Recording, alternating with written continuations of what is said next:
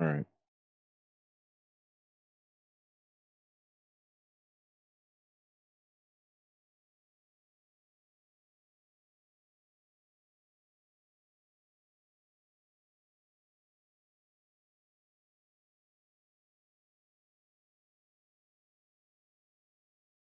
Welcome to the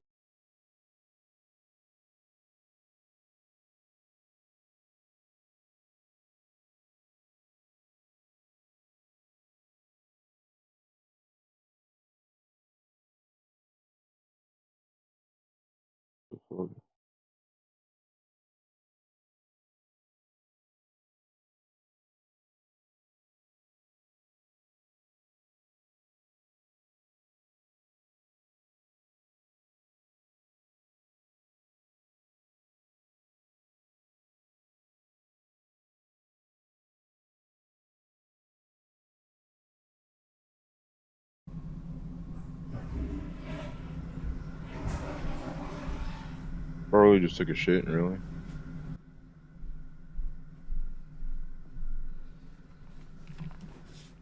Yeah, I just used the restroom, and you can probably hear my toilet refilling right now. What I've done is called a metaphor. That toilet represents the games Metaphor? industry, and we are but the pipes forced to swallow the pee that is being flushed down our throats from these greedy corporations that control it. And as the toilet refills, it symbolizes how the businesses continuously recharge their greed capacitors to come up with new ways of fucking us in the face.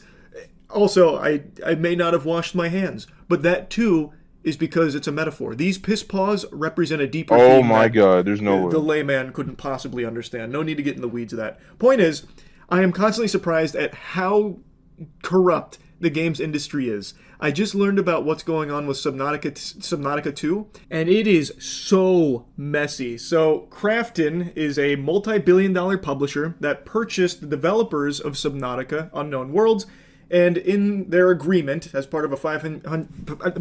I'm having a Porky Pig moment. As part of a $500 million purchase, about $250 million was going to be allocated as bonus payout should they hit some targeted goals, some milestones. From out of nowhere, Krafton put their shaft in and effectively fired three key leaders of Unknown Worlds: the CEO, the director, and co founder. Three positions had all just been poofed away.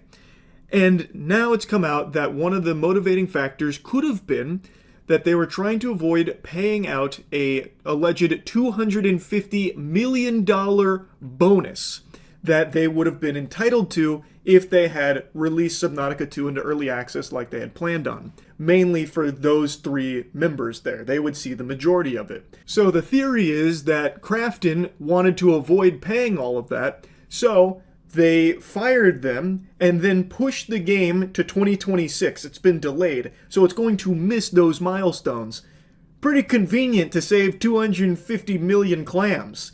So a lot of people are very up in arms about this, not only from firing these three key leaders, but also for what seems to be the actual underlying reason in a lot of people's eyes. Now, Krafton has issued a statement today that is casting a lot of doubt on the leaders here that were let go, and it's got the community kind of split. It was a scathing statement that they put out. Now, before I dive even deeper in here, I would like to make a mention of something that I think is extremely important. Gamer Supps has cans, baby, and Goof Juice is one of three. So, canned Gamer Supps is finally here, and Goof Juice has made its premiere.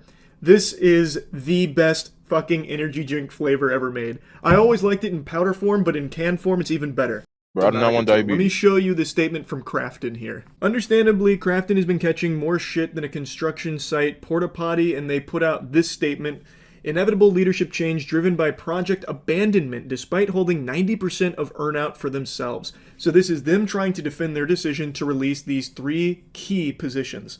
First and foremost, we sincerely thank you for your continued support, passion, and unwavering dedication to Subnautica.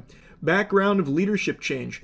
Krafton deeply values Subnautica's unique creativity and immersive world building. To provide fans with even better gaming experiences, we acquired Unknown Worlds, fully committed to supporting their future success. They go on to like why they snatched up this company.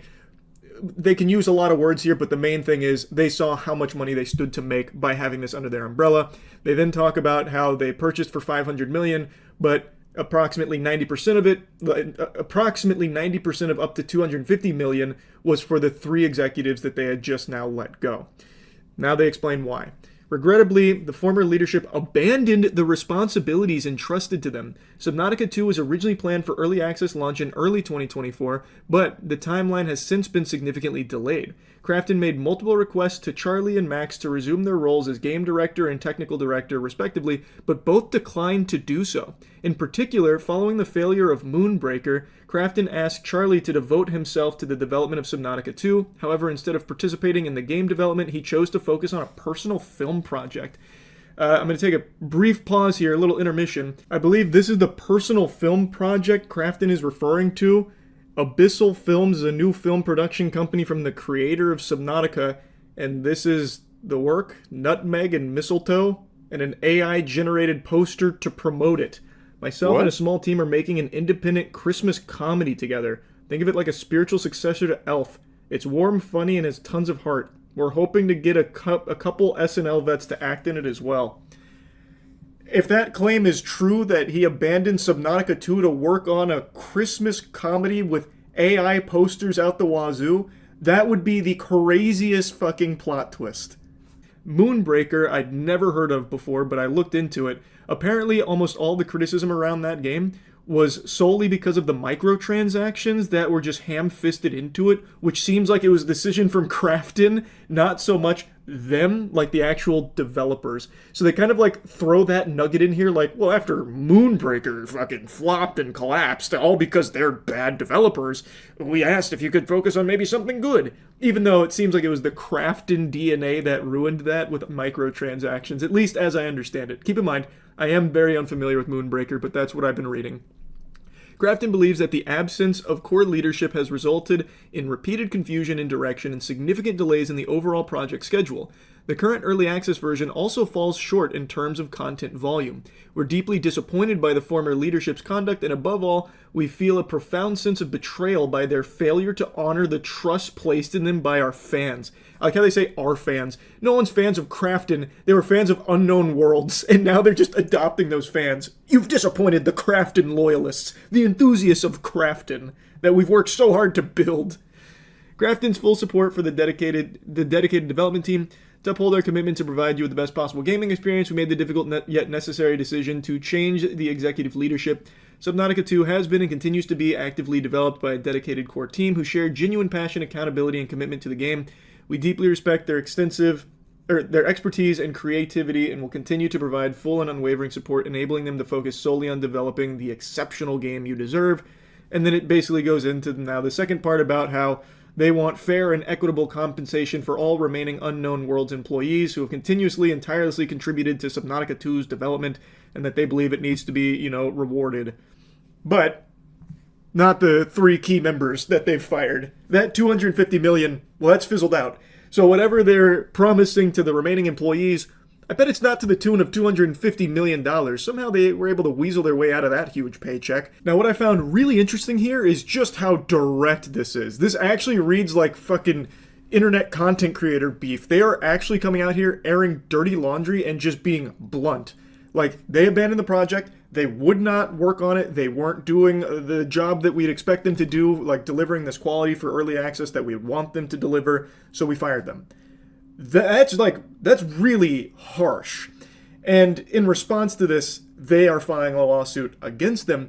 But I will say, to be that direct, it leads me to believe that there might be more to this story than what people initially thought was going on here. Charlie Cleveland, Max McGuire, and former CEO Ted Gill are filing a lawsuit against Krafton amid an increasingly bitter row over $250 million bonus. In a statement, Cleveland called recent events an explosive and surreal time and told fans anxiously waiting to play Subnautica 2 that they all deserved the full story. So as for timeline, Krafton acquired them in 2021. They were told they'd be operating independently. Then They brought in a former Striking Distance CEO named Steve Papoutsis, and then Ted Gill, Charlie Cleveland, and Max McGuire were replaced effective immediately. Cleveland expressed his shock, saying, "After all these years to find out that I'm no longer able to work at the company I started stings." Krafton is sticking to their guns, saying that this decision had nothing to do with any contractual or financial considerations and was solely in response to feedback from playtests,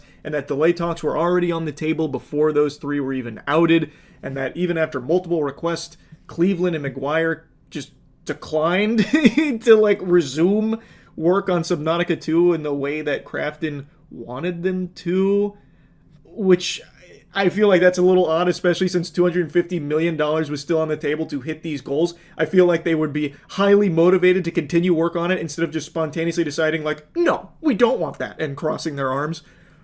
But anyway, in response to all of this, they're filing this lawsuit. As I wrote last week, we know in our souls that the game is ready for early access. That's just how we roll, and we'd like nothing more than for you to play it. Game devs live for this, but it's not currently under our control. We filed a lawsuit against Krafton, and the details should eventually become at least mostly public. You all deserve the full story. Suing a multi-billion-dollar company in a painful, public, and possibly protracted way was certainly not on my bucket list, but this needs to be made right. Subnautica has been my life's work, and I would never willingly abandon it or the amazing team that has poured their hearts into it. As for the earnout, the idea that Max, Ted, and I wanted to keep it all for ourselves is totally untrue. I'm in this industry because I love it, not for riches. Historically, we've always shared our profits with the team and did the same when we sold the studio. You can be damn sure we'll continue with the earnout bonus as well. They deserve it for all their incredible work trying to get this great game into your hands. Stay tuned. So now fans have responded to this, saying that they need to boycott Subnautica 2. Now, while the sentiment in the community has been mostly against Krafton and in support of them, there is, of course, a conversation that needs to be had, and a lot of people are discussing it, about what kind of product were they going to release. Maybe it really isn't in the best state. With $250 million on the table, encouraging them to push out the game, maybe they were highly motivated to just get something out as quickly as possible to reach that goal. So fans are saying, it's hard to know, who's 100% right and wrong when it comes to this game of he said, she said, but with 250 hanging in limbo, relying solely upon, these milestones, these targets, there is a chance that they might have just tried to, push this bird out of the nest before it was ready to fly and deliver a subpar Subnautica 2 early access. It's possible, but we don't know. And now we'll never know because they got fired and this got delayed. Really though, personally, I just can't imagine them just all of a sudden spontaneously deciding to stop working on Subnautica 2. They were the ones that stood to gain the most here. 250 million doubloons on the table. If they push out a good product that could reach these goals, I feel like that would be their sole focus. Of course, I don't know. I wasn't a fly on the wall at the office, but it just seems so odd that they would just stop, abandon it to, at least one of them, focus on a fucking Christmas movie. That is not an allegation or anything either. He is apparently making that. Those are AI generated posters, and it seems like something he is really going hog wild with. But I don't think, and I don't know this guy. I'm not going to try and analyze him. I don't think he would then prioritize that fucking movie that is most likely not going to do very well in the first place. There's not a huge hankering for more Christmas comedies. I don't think he would make that his priority over delivering Subnautica 2.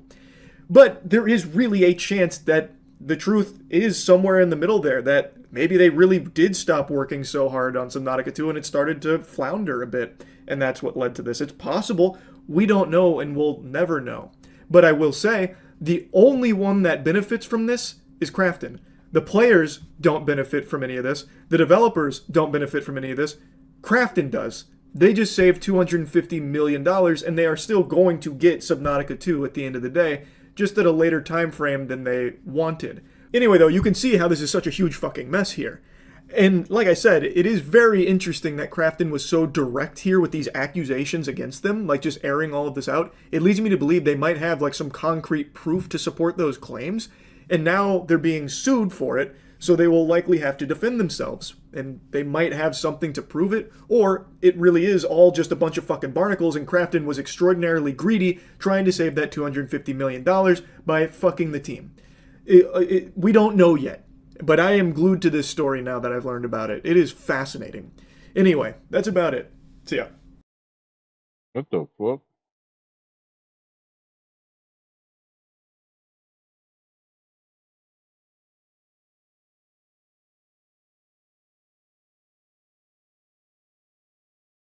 I was looking for my shit. What the fuck is this?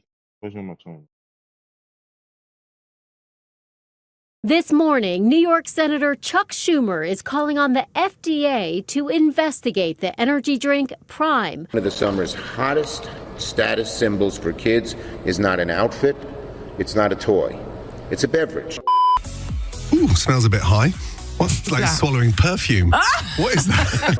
There's not even like the caloric breakdown or any of the nutritional information that people will want. It doesn't tell me exactly what are even the benefits of drinking it. Breaking news! Logan Paul's Prime is finished. Yes, I said it. Sales have dropped by over 90%, and a company that once looked like a billion-dollar empire is now starting to look like it's not even worth $100 million. And honestly, after I break it all down for you, you might be left thinking, Prime isn't even worth $10 million. Because the harsh truth is, this whole company was built on a lie. Fake hype, influencer marketing, clout chasing, and now it's all crashing down. Let's start with the numbers, and they are brutal. In 2023, Prime was everywhere. People were reselling bottles, fans were fighting over limited editions, and Logan Paul and KSI were celebrating like they'd built the next Coca-Cola. But in 2024, the dream shattered. In the UK, Prime's revenue dropped by 70%, from 112 million to just 33 million. Even worse, their net profit fell from 3.7 million to 312,000 pounds. That's around $429,000 in US dollars. That's not all. In the US, sales dropped by 40%. And when you combine everything globally, Prime's total revenue has dropped by 92%. That's a death sentence for a brand that was once expected to dominate the hydration space. Let's be real for a second. Prime was never about the drink. It was about Logan Paul's face on a bottle. This was a classic influencer cash grab, built on clout, not quality. Ooh, smells a bit high. What? Like swallowing perfume. What is that? I'll send it to Nigella to cook her pork ribs in. Remember those penny sweets, fruit salads? Yes! I'm getting liquidized fruit salad. That's actually like how a good chef can tell if something is good or bad just by smelling it. And this is like a thunderstorm crashing down on Logan Paul's fake business. When Prime launched, it blew up because of Logan and KSI's fame. They weaponized their audiences and made Prime the cool drink overnight. We are flying. I don't know if you want to say the numbers. You want the numbers? Yeah, we want the numbers. What are we dealing with here? All right. We cleared $110 million in retail sales. But here's the thing, clout fades. And when it does, your brand better have something real behind it. Prime didn't. As one post from Design Rush perfectly said, clout isn't a business model. Here's what the data shows. Repeat customers dropped, spending per purchase dropped. New customer growth basically flat. Why? Because once people tried Prime, they didn't love it. The taste was okay at best, nothing special. This tastes like medicine! So I walked into Target and then every single flavor of Prime, including the brand new Prime flavor. So this one's slightly better. It's still not great. I don't like the aftertaste of this. No. And when the hype died down, everyone just went back to Gatorade, Body Armor, and other trusted brands. And when your entire business depends... By the way, a lot of those other drinks are fucking ass.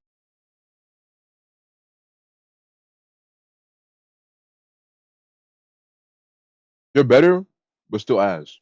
Not in terms of taste, but in terms of health. They're fucking ass. Depends on people staying excited. You're cooked the second... I mean, it depends, like, whatchamacallit.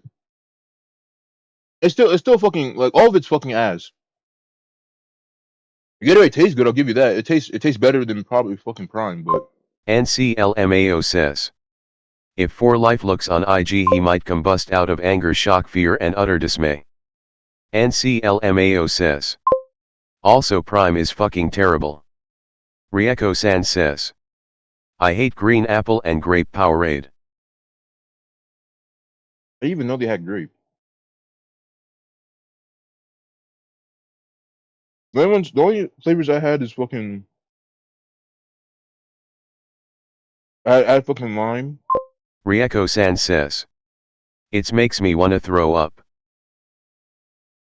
I've only had the lime. I tried the lime, the orange, the fruit punch, and the blue. I think what was it, blueberry, some shit.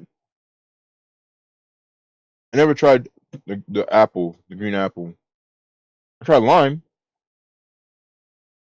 Lime is my favorite. Rieko-san says, I like Berry Blast. Yeah, the berry blast. I think is probably what it is.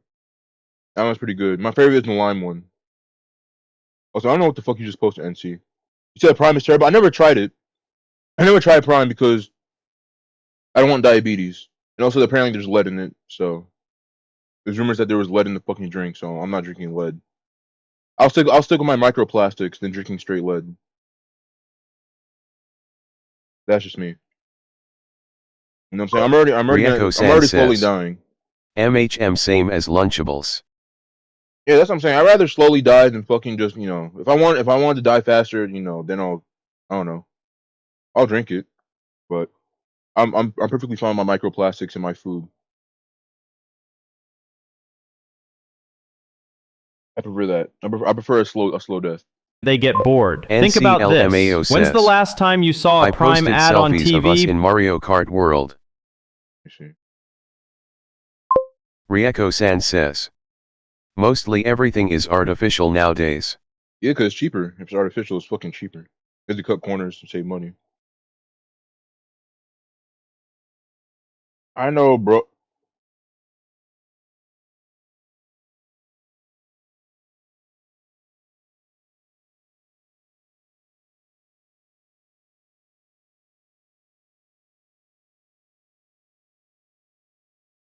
I know, bro.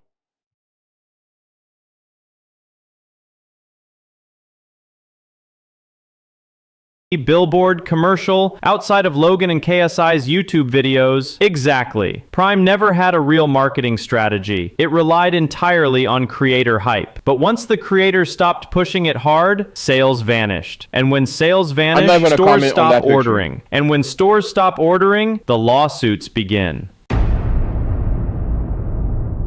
This morning, New York Senator Chuck Schumer is calling on the FDA to investigate the energy drink Prime, which he says is being marketed to children says, and contains the caffeine what you mean it's equivalent just us in world?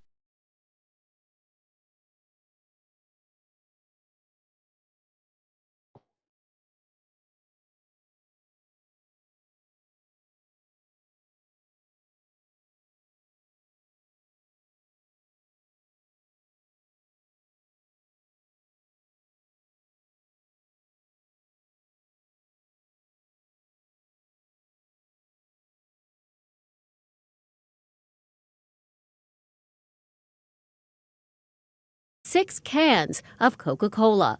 One of the summer's hottest status symbols for kids is not an outfit, it's not a toy, it's a beverage. It's too much for any growing child, and that much caffeine can cause some adverse effects, such as disrupted sleep, mood disorders, upset stomach, even abnormal heart rhythm. Let's talk about the lawsuits, because they're piling up. As if the sales crash wasn't enough, Prime is now facing multiple lawsuits, and together they could cost tens of millions of dollars. Let's go through them, quickly but clearly. One, $67 million lawsuit from Refresco. Refresco is the company that helped manufacture Prime drinks. They say Prime promised to order a minimum volume for 3 years, but then backed out after sales tanked. Now Refresco wants $67 million in damages. That alone could wipe out Prime. The lawsuit against Logan Paul and his energy drink Prime is going to be thrown out if his attorneys know what they're doing. The lawsuit alleges that his Prime energy drink has 215 to 225 milligrams of caffeine instead of 200. And you know what? When something turns into a controversy, people make sure to dig up everything and expose it all. That's what's happening this time. People are even pointing out that the label on Logan Paul's drink bottles isn't right. They're finding tiny ingredient mistakes, like a 0.1% error. Lawsuit. Then someone says the bottle itself isn't perfect. Lawsuit. It's all adding up. There's not even like the caloric breakdown or any of the nutritional information that people will want. It doesn't tell me exactly what are even the benefits of drinking it. You definitely want to make this long form, have a little bit more copy on there. It doesn't need to be too crazy and too over the top. At the end of the day, it is a drink, but the more you tell, the more that you sell. What these guys also have for them is that they've got hundreds of thousands, if not millions of customers, and there's no reviews on the site. So what's Logan Paul going to do this time? He's acting like a nutrition doctor now, making video after video on YouTube to push the idea that... Like, it was obvious from the start, and this shit was fucking bullshit. It was so fucking obvious, bro. As soon as KSI and fucking Logan Paul started working with fucking Mr. Beast, that should have been obvious. They're trying to fucking scam people. Like literally, you can see that shit from a mile of fucking way. Like yeah, they're all three famous people who are old dumbasses trying to fucking profit off a clout. I'm pretty sure even the fucking 'cause what didn't the fucking didn't the lunch leaf have mold in it or some shit? Everybody was joking around about fucking mold in the fucking lunch leaf. And then most of the fucking the feastables bars are fucking ass. So fucking obvious. His product is good. Keeps bragging that they have good facilities and more money to make even more products. Basically, they're just trying to act like they deserve to give themselves a national award for their own brand. Nothing but self-praise. It should also be noted that every single batch of Prime is tested, and it actually cannot even leave the facility until it's approved by quality control, which is what's happening here. We check every batch. We are FDA regulated, also third-party certified with world-class groups like NSF. We have an amazing group of quality folks. But even after all that, there's still no profit coming back. And the lawsuit is still there. Now there's another one too, like they're lining up just to celebrate with Logan Paul. Just look at the next one. It's aggravating. $13 million lawsuit from Agravana. Agravana was one of Prime's ingredient suppliers. They say Prime didn't pay for products they ordered, and they even claim Prime had cash flow problems. Prime denied it and countersued, saying the ingredients weren't up to standard. Still, it's another red flag. 3. Chemical lawsuit. PFAS in the grape flavor. Another lawsuit claims Prime's grape flavor contains PFAS, a toxic chemical the EPA limits in drinking water. The plaintiffs say Prime is violating safety standards and putting public health at risk. Prime's trying to get the case dismissed, but so far, it's still ongoing. 4. High caffeine lawsuits, and it gets sketchy. Several lawsuits say Prime misled kids and parents by marketing its high caffeine energy drinks like they were safe. Each can of Prime Energy has 200 milligrams of caffeine, but some lawsuits claim the actual content might be even higher. That's a massive health risk for younger audiences. And Prime's... Yo, that's fucking crazy. God damn.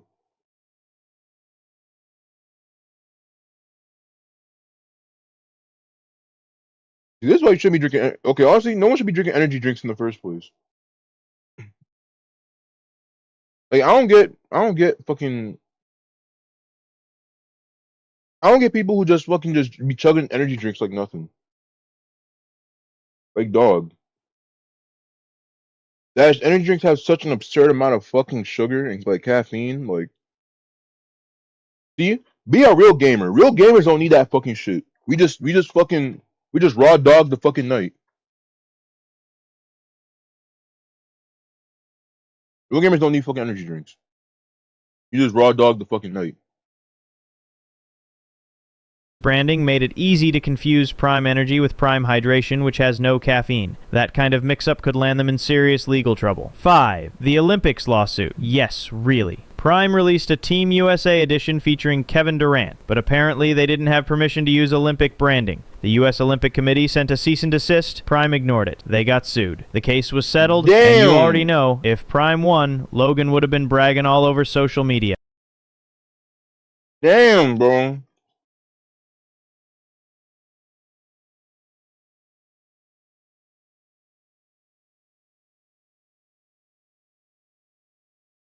They low-key think they could just get away with anything. That's crazy.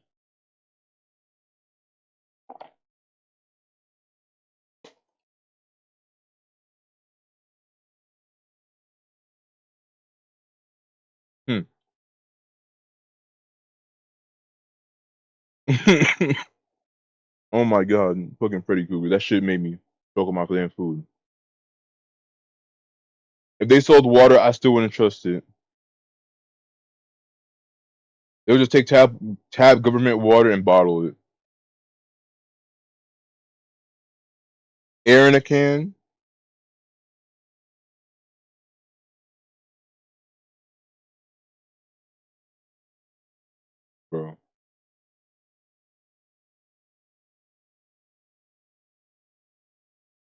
Okay, streaming is so bad. Piracy is so bad. I want to see this shit. I'm actually curious.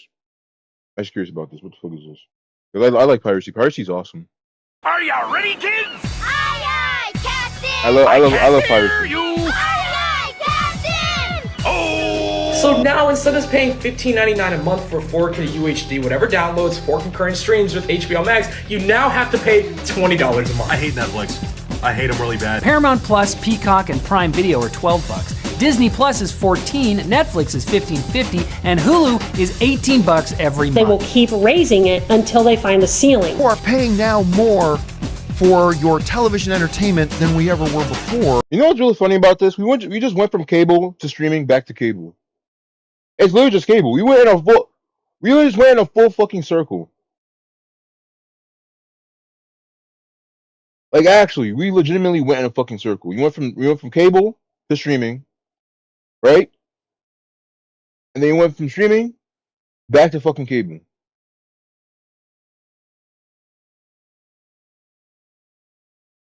Like that's actually fucking crazy. Time is a flat circle. These companies are going to do whatever they want to do at the end of the day. Bringing you actual value is not their main focus. It's all about the money. And I'm not saying we should do Prime. What I'm saying is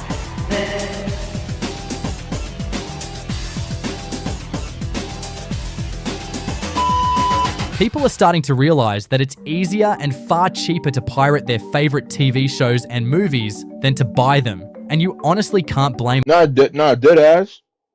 People low-key be like, oh, it's too much work. It's too much work to fucking pirate shit, and it's too much work. I'm like, dog, literally, you just gotta be patient. Literally, you just gotta be patient.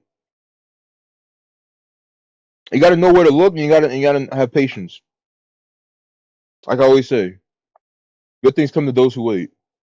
You gotta have fucking patience. Rieko-san says, look in your DM. Look in your DM. What the fuck you sent me in my DM? What is this?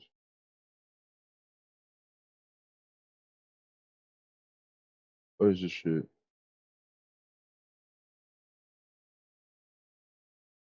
Oh shit, what the fuck? Let me see this shit real quick. Hold on.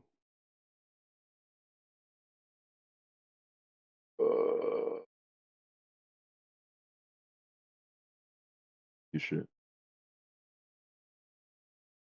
I have your access username. There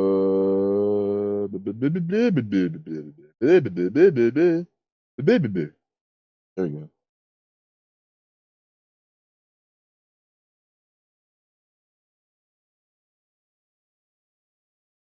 Hold on. What's to say? Can I? What the fuck? Error code. I can't go to the website. What the fuck? Can't go to the fucking website. What the fuck? Well, that's fucking stupid. Where the fuck's my? Where's my fucking tab? They have too many YouTube tabs open. I need to close like half of these.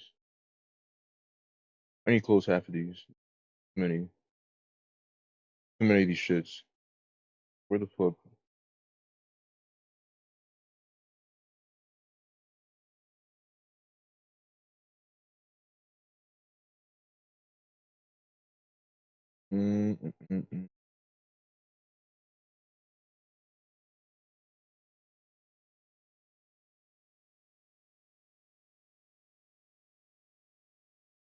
How the fuck?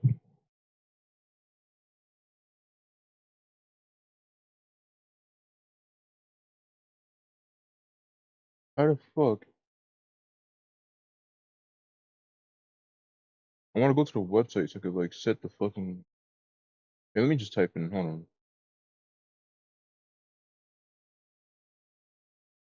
Hold on.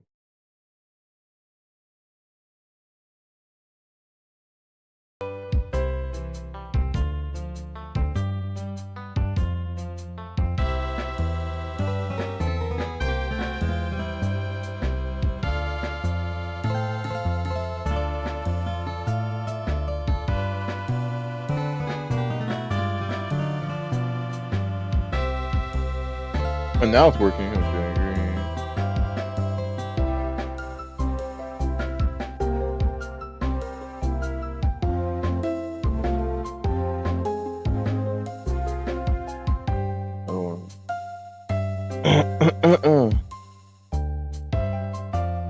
Okay, let me see this shit real quick.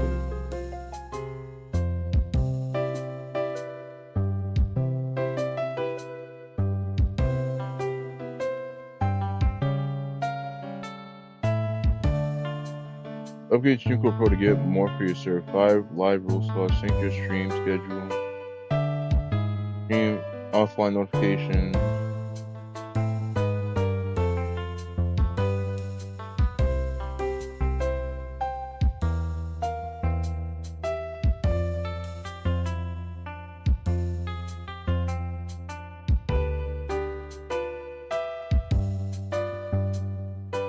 Enter streamer's exact Twitch username. Alright, gotta get my exact Twitch username. Go to my channel.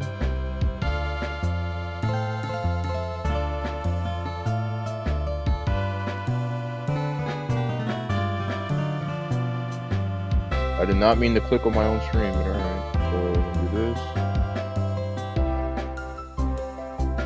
Right, okay, you know what? Fuck you.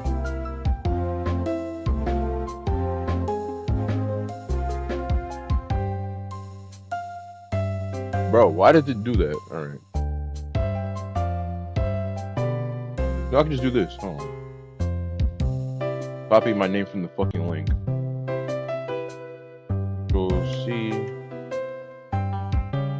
There you go.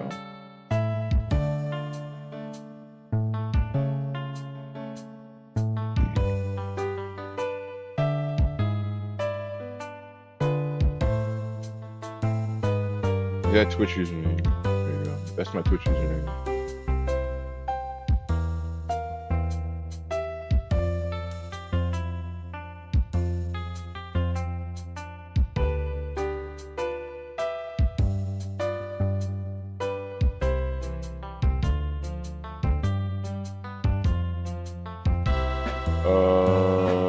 You at everyone.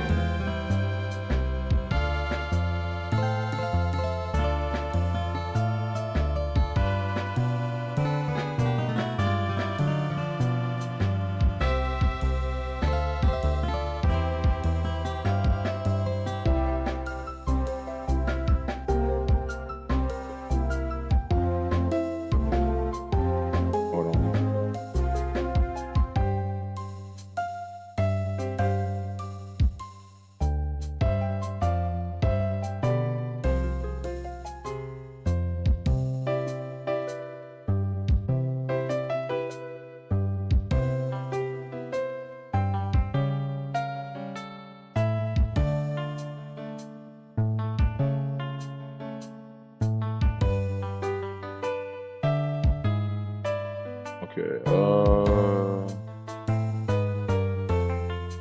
add notification.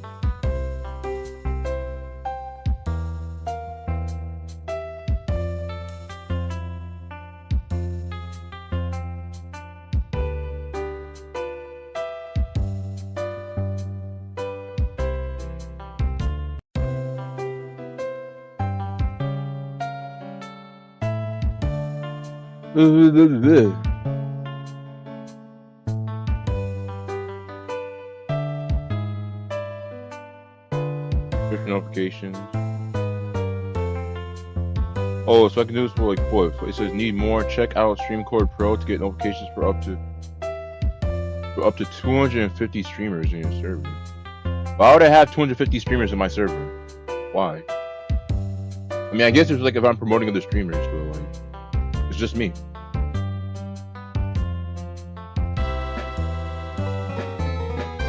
Well, if my stream goes offline, y'all will know if it works.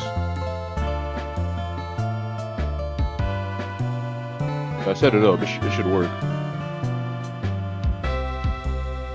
So you can add one live. Rieko-san says, test LMAO. Test. I'll test when my stream goes offline, because inevitably one of these days it'll go offline, and then I'll have to restart stream, and then you'll see. It'll automatically tell you if I'm live. Let me see. How long? Okay, hold on. Before let me check. How long am I in the stream? I didn't even do anything yet. I just have to feel like restarting everything. Don't worry. 44 minutes. What a live roll.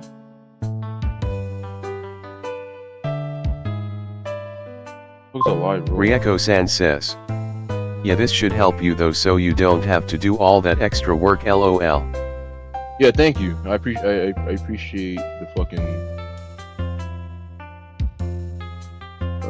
I appreciate telling me about this, so I don't have to fucking.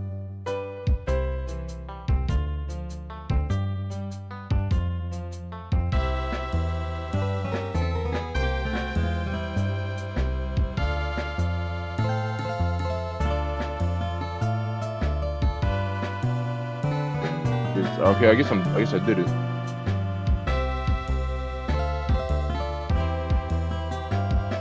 Alright, now I gotta find this shit again.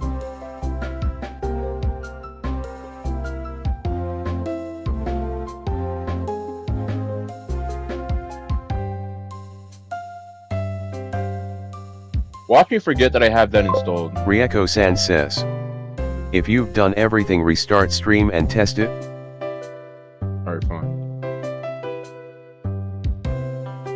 44 minutes. Alright, I'm gonna go off and restart.